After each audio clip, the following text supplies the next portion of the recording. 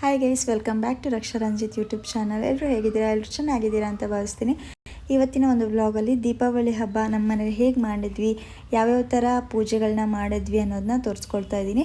ಫಸ್ಟಿಗೆ ನಮ್ಮ ಮನೇಲಿ ಲಕ್ಷ್ಮೀ ಪೂಜೆನ ಮಾಡಿದ್ವಿ. ಅದರದ್ದೊಂದು ಸಣ್ಣ ಕ್ಲಿಪ್ಪಿಂಗ್ಸ್ನ ತೊಗೊಂಡಿದ್ದೆ, ಅದನ್ನು ಕೂಡ ಇದಕ್ಕೆ ಹಾಕಿ ಆ್ಯಡ್ ಮಾಡ್ತಾ ಇದ್ದೀನಿ.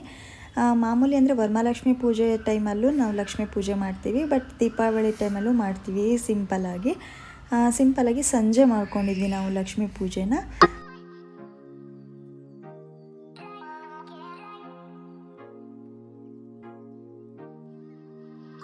ನೆಕ್ಸ್ಟ್ ಡೇ ದೀಪಾವಳಿ ಹಬ್ಬ ಆಯಿತು. ಸೊ ಗೋಪೂಜೆ ಮಾಡಬೇಕಿತ್ತು, ಅದಕ್ಕೆಲ್ಲ ರೆಡಿ ಮಾಡ್ಕೊಂಡಿರೋದು ಇದೆಲ್ಲ ಕಳಸ ಎಲ್ಲ. ಇದನ್ನು ಗೋಪೂಜೆ ಮಾಡೋ ಪ್ಲೇಸಿಗೆ ತೊಗೊಂಡು ಹೋಗಿದ್ವಿ, ಅಂದರೆ ಕೊಟ್ಟಿಗೆ ಹತ್ತಿರ. ಇದೆಲ್ಲ ದನಗಳಿಗೆ ಕಟ್ಟೋಕ್ಕೆ ಇಟ್ಕೊಂಡಿರೋದು ಹಸುಗಳನ್ನ ಫಸ್ಟು ಮೈಯೆಲ್ಲ ತೊಳಸ್ಬಿಟ್ಟು ಚೆನ್ನಾಗಿ ಅದಕ್ಕೆ ಸ್ನಾನ ಮಾಡಿಸಿ ಮೈಯೆಲ್ಲ ಫುಲ್ಲು ಬಣ್ಣ ಹಚ್ತಾರೆ ಕೋಡುಗಳಿಗೆಲ್ಲ. ಹಾಗೆ ಮೈ ತುಂಬ ಬಣ್ಣಗಳನ್ನ ಅಂದರೆ ಅಚ್ಚುನ ಏನಿರುತ್ತೆ ಅದನ್ನು ಹಚ್ತಾರೆ ನೋಡಿ. ಈ ಥರ ಕೋಡಿಗೆಲ್ಲ ಬಣ್ಣ ಹಚ್ತಾ ಇದ್ದಾರೆ. ಬಟ್ ತುಂಬ ಚೆನ್ನಾಗಿರುತ್ತೆ ನಮ್ಮ ಸೈಡ್, ಅಂದರೆ ಮಲೆನಾಡು ಸೈಡು ದೀಪಾವಳಿ ಹಬ್ಬ. ಈ ಸತಿ ಮಾತ್ರ ದೀಪಾವಳಿ ಹಬ್ಬದಲ್ಲಿ ಸಖತ್ ಮಳೆ ಇತ್ತು. ಅಂದರೆ ಏನು ದೀಪಾವಳಿ ಹಬ್ಬ ಅಂತಲೇ ಅನಿಸ್ತಾ ಇರಲಿಲ್ಲ ನಮಗೆ. ದೀಪಾವಳಿ ಹಬ್ಬ ಅಂದರೆ ಫುಲ್ಲು ಮನೆಯೆಲ್ಲ ಚೆನ್ನಾಗಿ ರಂಗೋಲಿ ಎಲ್ಲ ಹಾಕಿ ಡೆಕೋರೇಷನ್ ಎಲ್ಲ ಮಾಡಿರ್ತೀವಿ. ಬಟ್ ಈ ಸತಿ ಏನೂ ಇರಲಿಲ್ಲ, ಮಳೆ ಬೇರೆ. ಗೋಪೂಜೆ ಕೂಡ ಮಾಡೋಕ್ಕೆ ಸರಿಯಾಗಿಲ್ಲ, ಮಳೆ ಬೇರೆ ಬರ್ತಾಯಿತ್ತು. ತಲೆ ಮೇಲೆಲ್ಲ ಟವೆಲೆಲ್ಲ ಹಾಕ್ಕೊಂಡು ಛತ್ರಿ ಎಲ್ಲ ಹಿಡ್ಕೊಂಡು ಹೆಂಗೆಂಗೂ ಪೂಜೆ ಮಾಡಿದ್ದಾಯಿತು ಈ ಸತಿ. ನೋಡಿ, ಈ ಥರ ಎಲ್ಲ ಕರುಗಳಿಗೆಲ್ಲ ಚಂದ ಮಾಡಿ ಕುಂಕುಮ ಹಾಗೆ ಬಣ್ಣಗಳನ್ನೆಲ್ಲ ಇಟ್ಟರೆ ಅದು ಎಷ್ಟು ಚೆನ್ನಾಗಿ ಕಾಣಿಸ್ತಾ ಇತ್ತು ಗೊತ್ತಾ.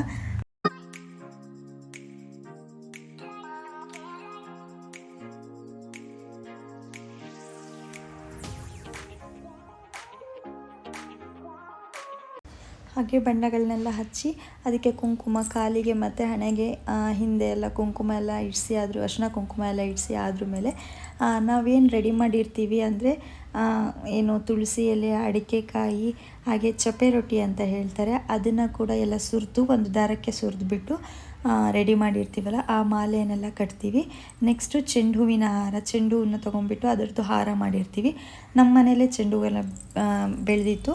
ಸೊ ಹಾಗಾಗಿ ಅದೇ ಚೆಂಡು ಹೂವನ್ನ ಎಲ್ಲ ಸುರಿದ್ಬಿಟ್ಟು ಸ್ವಲ್ಪ ಚೆಂಡು ಆಚೆಯಿಂದ ತಂದಿದ್ದು, ಸೊ ಅದನ್ನೆಲ್ಲ ಸುರಿದ್ಬಿಟ್ಟು ಎಲ್ಲ ಹಸುಗಳಿಗೂ ಕಟ್ಟಿ ಅದನ್ನು ಪೂಜೆ ಮಾಡ್ತೀವಿ. ನೆಕ್ಸ್ಟು ಊದ್ಬತ್ತಿ ಹಾಗೆ ಕಳ್ಸಕ್ಕೆ ಫಸ್ಟ್ ಪೂಜೆ ಮಾಡ್ಕೊಳ್ತೀವಿ. ದೀಪ ಹಚ್ಬಿಟ್ಟು ಅಲ್ಲೆಲ್ಲ ಪೂಜೆ ಮಾಡಿಬಿಟ್ಟು ಹಸುಗಳಿಗೆ ಎಲ್ಲದಕ್ಕೂ ಹೋಗಿ ಪೂಜೆ ಮಾಡಿ ಅದಕ್ಕೆ ಏನು ತಿನ್ನಕ್ಕಂತ ಏನಾದರೂ ಅಂದರೆ ಮೆಂತೆ ಅನ್ನ ಏನೋ ಮಾಡ್ತಾರೆ, ಅದನ್ನು ಕೂಡ ಕೊಟ್ಟು, ಹಾಗೆ ಅಕ್ಕಿ ಮತ್ತು ಬಾಳೆಹಣ್ಣನ್ನು ಕಲಸಿಟ್ಟಿರ್ತಾರೆ ಅದನ್ನು ಕೂಡ ಎಲ್ಲ ಹಸುಗಳಿಗೂ ಕೊಟ್ಟು ತಿನ್ನೋಕ್ಕೆ ಕೊಟ್ಟು ಅದರದ್ದು ಆಶೀರ್ವಾದ ತೊಗೊತೀವಿ. ಅಂದರೆ ಕಾಲಿಗೆ ನಮಸ್ಕಾರ ಮಾಡ್ಕೊಂಡ್ಬಿಟ್ಟು ಅವುಗಳನ್ನ ಆಚೆ ಬಿಡ್ತೀವಿ. ಆಚೆ ಬಿಡುವಾಗ ಪಟಾಕಿಗಳನ್ನ ಹೊಡಿತಾರೆ, ಬಟ್ ಪಟಾಕಿಗಳು ಹೊಡೆದ್ರೆ ಈ ಹಸುಗಳು ಫುಲ್ಲು ಗಾಬರಿಯಾಗಿ ಓಡೋಗ್ತವೆ ಅಂತ ಹೇಳಿ ನಾವು ಅದನ್ನೆಲ್ಲ ಬಿಟ್ಟು ಆದ್ರ ಮೇಲೆ ಪಟಾಕಿಗಳನ್ನ ಹೊಡೆದ್ವಿ. ಪಟಾಕಿ ಈ ಸತಿ ಏನಂದರೆ ಹೊಡಿಯೋಕ್ಕಾಗಲಿಲ್ಲ ಜಾಸ್ತಿ. ನನ್ನ ಮಗಳಿಗೆ ಪಟಾಕಿ ಹೊಡೆದ್ಬಿಟ್ಟು ಜೋರು ಅಳಕ್ಕೆ ಸ್ಟಾರ್ಟ್ ಮಾಡ್ತಿದ್ಲು, ಬೇಡ ಬೇಡ ಅಂತ ಹೇಳಿ. ಸೊ ಹಾಗಾಗಿ ಈ ಸತಿ ಪಟಾಕಿಗಳನ್ನ ಜಾಸ್ತಿ ಹೊಡಿಯೋಕ್ಕಾಗಿಲ್ಲ. ನಮ್ಮ ಮಾವ ಏನು ಮಾಡಿದರು, ತುಂಬ ಪಟಾಕಿಗಳನ್ನ ತಂದುಬಿಟ್ಟಿದ್ರು. ಸೊ ಹೊಡಿಲಿಕ್ಕೆ ಆಗಿಲ್ಲ ಜಾಸ್ತಿ. ನೋಡಿ, ಪುಟ್ಟು ಕರುಗಳಿಗೆ ಎಷ್ಟು ಚಂದ ಹೂಗಳನ್ನೆಲ್ಲ ಹಾಕಿ ಪೂಜೆ ಮಾಡಿದರು. ಲಾಸ್ಟಿಗೆ ನಾವೆಲ್ಲ ಪೂಜೆ ಮಾಡೋದೆಲ್ಲ ನೋಡ್ಕೊಂಡ್ಬಿಟ್ಟು ನನ್ನ ಮಗಳು ಕೂಡ ನಾನು ಪೂಜೆ ಮಾಡಬೇಕು ಅಂತ ಹೇಳಿ ಮಾಡ್ತಾಯಿದ್ದಾಳೆ. ಸ್ಲಿಪ್ಪರ್ ತೆಗಿ ಅಂತ ಹೇಳಿದ್ರೆ ಸ್ಲಿಪ್ಪರ್ನ ಕೂಡ ತೆಗಿಲಿಲ್ಲ, ಹಾಗೆ ಹೋಗಿ ಪೂಜೆ ಮಾಡ್ತಾಯಿದ್ಲು. ಹೇಗೋ ಮಕ್ಕಳಲ್ಲ ಅಂತ ಹೇಳಿ ಇರಲಿ, ಮಕ್ಕಳು ದೇವ್ರ ಸಮಾನ ಅಂತ ಹೇಳ್ತಾರೆ. ಸೊ ಹೇಗೋ ಪೂಜೆ ಮಾಡಲಿ ಪಾಪ ಅಂತ ಹೇಳಿ ಮಾಡೋಕ್ಕೆ ಬಿಟ್ಟಿದ್ದೆ. ಆಲ್ರೆಡಿ ಅವಳದಂದರೆ ಸ್ನಾನ ಏನೂ ಆಗಿರಲಿಲ್ಲ. ಬೆಳಗ್ಗೆ ಬೇಗನೆ ಪೂಜೆ ಮಾಡ್ಕೊಂಡಿದ್ವಿ ನಾವು. ಒಳ್ಳೆ ಟೈಮಲ್ಲಿ ಪೂಜೆ ಮಾಡಬೇಕು ಅಂತ ಇರುತ್ತೆ. ಸೊ ಆ ಟೈಮಲ್ಲೇ ಪೂಜೆ ಮಾಡಿದ್ವಿ ನಾವು.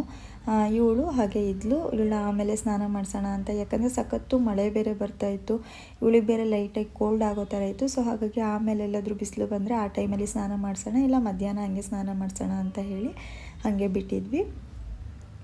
ಇವಳು ಎಲ್ಲದಕ್ಕೂ ಪೂಜೆ ಮಾಡ್ಕೊತಾ ಬಂದು ಪೂಜೆ ಮಾಡೋ ಟೈಮಲ್ಲೇ ನಮ್ಮ ಮಾವ ಏನು ಮಾಡಿದ್ರು, ಒಂದು ಪಟಾಕಿನ ಹೊಡೆದ್ಬಿಟ್ರು. ಸೊ ಇವಳು ಸಖತ್ ಅಳಕ್ಕೆ ಸ್ಟಾರ್ಟ್ ಮಾಡಿಬಿಟ್ಲು. ಫುಲ್ ನೋಡಿ ಹೆದರ್ಕೊಂಡು ಓಡಿ ಬರ್ತಾ ಇದ್ದಾಳೆ.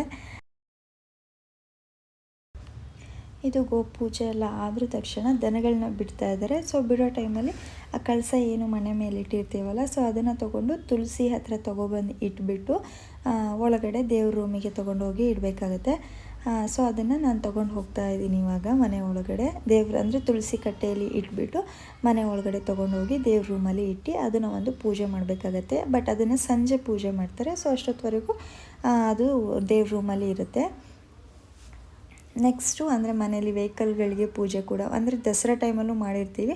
ಬಟ್ ದೀಪಾವಳಿ ಹಬ್ಬದಲ್ಲೂ ವೆಹಿಕಲ್ ಪೂಜೆನ ಮಾಡ್ತಾರೆ. ಅಂದರೆ ಸಿಂಪಲ್ಲಾಗಿ ಮಾಡ್ತಾರೆ, ಜಾಸ್ತಿ ಏನು ಗ್ರ್ಯಾಂಡಾಗಿ ಏನು ಮಾಡಲ್ಲ. ಒಂದು ಕುಂಬಳಕಾಯಿನ ಹೊಡೆದ್ಬಿಟ್ಟು ಆರತಿ ಮಾಡ್ತಾರೆ ಅಷ್ಟೇ, ಮತ್ತೇನಿಲ್ಲ.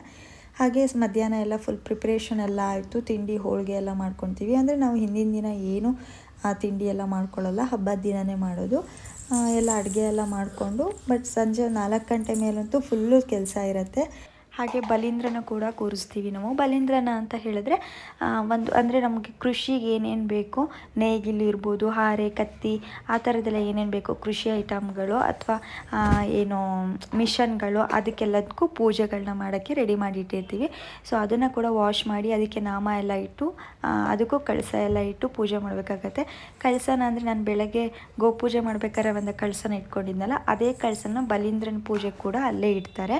ಅದನ್ನು 3 days ಇಡ್ತಾರೆ ಅಲ್ಲೇ.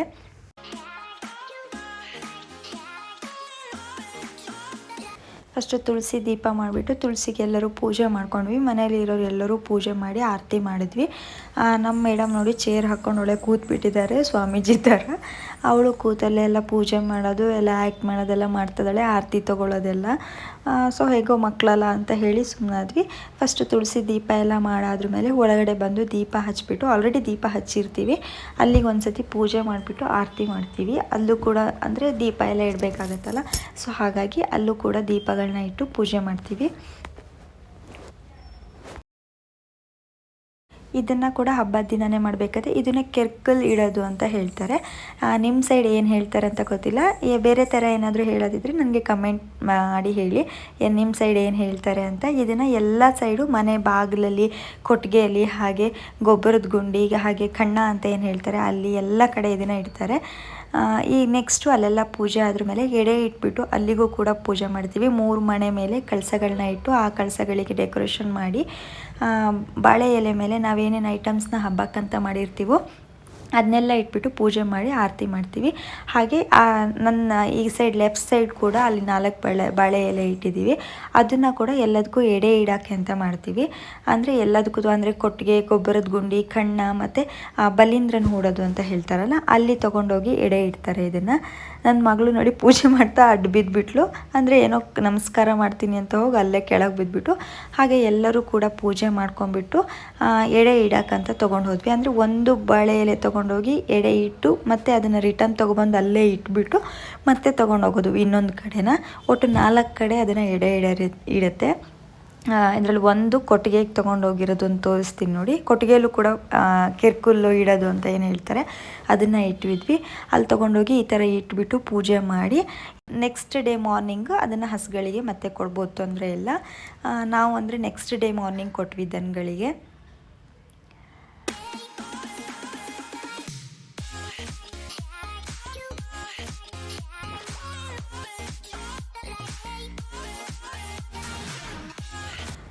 ಹಾಗೆ ಈ ತುಳಸಿ ಕಟ್ಟೆ ಮೇಲ್ಗಡೆ ಏನೇನೋ ಕಟ್ಟಿದ್ದೀವಲ್ವ, ಅಂದರೆ ಕಾಯಿ ಇರ್ಬೋದು, ಅಂದರೆ ಒಟ್ಟಿನಲ್ಲಿ ತರಕಾರಿ ಮನೇಲಿ ಏನೇನು ಬೆಳೆದಿರ್ತೀವೋ ಅದನ್ನೆಲ್ಲದನ್ನು ತುಳಸಿಗೆ ಮೇಲ್ಗಡೆ ದಾರ ಹಾಕಿ ಕಟ್ತಾರೆ.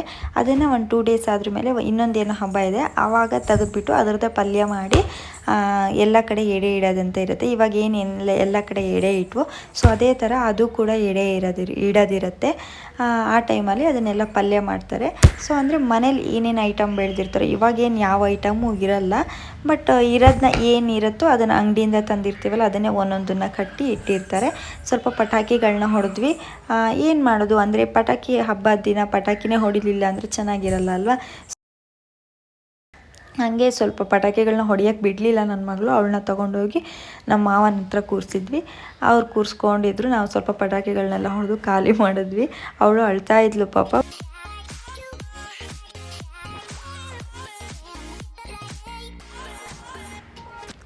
ಹಾಗೆ ನಮ್ಮ ಮನೇಲಿ ಅಂದರೆ ದೀಪ ಎಲ್ಲ ಇಟ್ಟಿದ್ವಲ್ಲ ಮನೆ ಅಂದರೆ ಹೊರಗಡೆ ಪೋರ್ಟಿಕಲ್ಲೆಲ್ಲ, ಅಲ್ಲಿ ಒಂದು ಕಪ್ಪೆ ಬಂದುಬಿಟ್ಟು ದೀಪನೇ ನೋಡ್ತಾ ಕೂತಿತ್ತು. ಅದು ಎಷ್ಟು ಚೆನ್ನಾಗಿ ಕೂತಿತ್ತು ಗೊತ್ತಾ. ಬಟ್ ನಾನು ಹೋಗುವಾಗ ಈ ಕಡೆ ತಿರುಗಿ ಕೂತಿದ್ದೆ, ಅದು ನೋಡೋಕೊಳ್ಳೆ ಚೆನ್ನಾಗಿರುತ್ತೋ, ಅದಕ್ಕೆ ಇದನ್ನು ಒಂದು ಕ್ಯಾಪ್ಚರ್ ಮಾಡಿದ್ದೀನಿ. ಇದು ನಮ್ಮ ಮನೆ ದೀಪಾವಳಿ ಹಬ್ಬದ ವ್ಲಾಗ್ ಆಗಿತ್ತು ಗೈಸ್. ನಿಮ್ಮ ಮನೇಲೆಲ್ಲ ಹೇಗೆ ಮಾಡಿದ್ರಿ, ಯಾವ್ಯಾವ ಥರ ಅಡುಗೆಗಳನ್ನ ಮಾಡಿದ್ರಿ ಅಂತ ನನಗೆ ಕಮೆಂಟ್ ಬಾಕ್ಸ್ನಲ್ಲಿ ತಿಳಿಸಿ. ಹಾಗೆ ಯಾರಿಗೆಲ್ಲ ಈ ವ್ಲಾಗ್ ಇಷ್ಟ ಆಗಿದೆ ಲೈಕ್, ಶೇರ್ ಆ್ಯಂಡ್ ಕಮೆಂಟ್ ಮಾಡಿ. ಇನ್ನೂ ಜಾಸ್ತಿ ಸಪೋರ್ಟ್ ಮಾಡಿ. ನೆಕ್ಸ್ಟ್ ವ್ಲಾಗಲ್ಲಿ ಸಿಗೋಣ. ಬಾಯ್ ಬಾಯ್.